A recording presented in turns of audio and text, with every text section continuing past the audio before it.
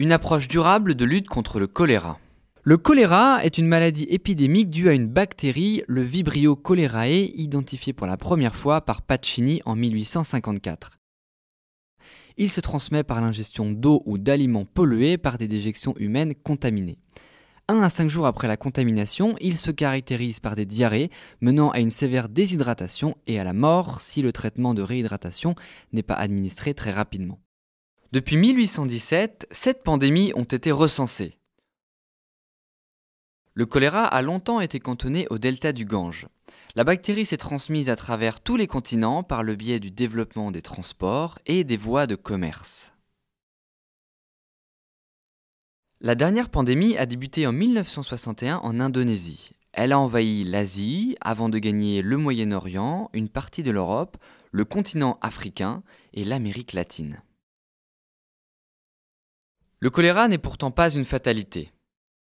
L'amélioration des infrastructures d'eau et d'assainissement, associée à des campagnes de sensibilisation à l'hygiène, permet de lutter contre ce fléau et d'autres maladies hydriques. En témoigne le développement des infrastructures d'eau en Europe, en Amérique du Nord et en Amérique latine, qui a permis l'élimination des épidémies de choléra dans ces régions. Cependant, avec 98% des cas mondiaux, le continent africain reste le plus affecté. La maladie y est désormais endémique. C'est le cas en République démocratique du Congo, un des pays les plus touchés au monde. En 2007 et 2008, le ministère de la Santé congolais, avec l'appui technique et financier de la fondation Veolia Environnement, a initié un plan d'action pour lutter durablement contre le choléra, la seule prise en charge d'urgence n'étant pas une solution sur le long terme. Ce plan prévoit 3 niveaux d'action. La réalisation d'études épidémiologiques régulières pour comprendre la propagation du choléra, l'identification et la cartographie des zones sources, foyers d'émergence de la maladie, pour évaluer les besoins en eau potable, en assainissement et en éducation à l'hygiène, la consolidation de ces 2 étapes en des schémas directeurs par zone source validés par les autorités locales.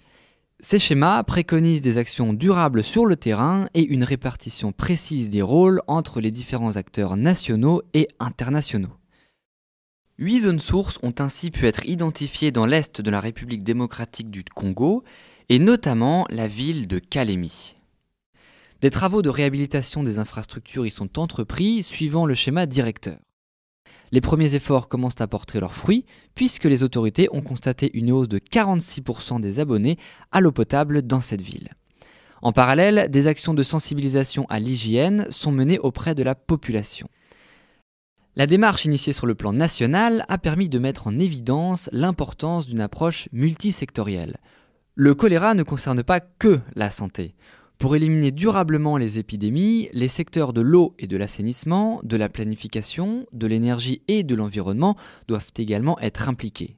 Fort de l'expérience acquise en République démocratique du Congo, différents acteurs publics et privés ont décidé d'unir leurs compétences et ainsi de donner naissance en 2010 à une alliance internationale de lutte contre le choléra, la Global Alliance Against Cholera. Les enseignements tirés de cette contribution nous permettent à nous, en tant que coalition globale, de porter un message qui, sous la forme d'un plaidoyer, en vue de mobiliser des ressources. Ce qui nous intéresse, c'est l'efficacité sur le terrain au niveau local. Ainsi, l'objectif de l'Alliance est de rassembler des experts et leurs compétences dans le but d'affiner la stratégie établie en République démocratique du Congo pour ensuite l'étendre aux autres régions du monde touchées par le choléra.